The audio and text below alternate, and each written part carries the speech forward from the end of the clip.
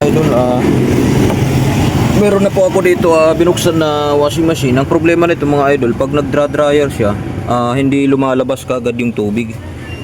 So, tinanggal ko na itong mga tornilyo. Ayan oh, open na siya mga idol. Ayan. May napansin ako dito kaya hindi lalabas po yung tubig. Ayan oh mga idol oh. May ano, panaptun. Ayan oh. Ayan, nakabara oh. May panty oh. Ayan.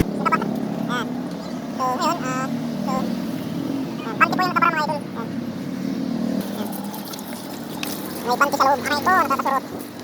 Okay. Ayan, mabilis na siya mga idol. Okay. Mabilis na to.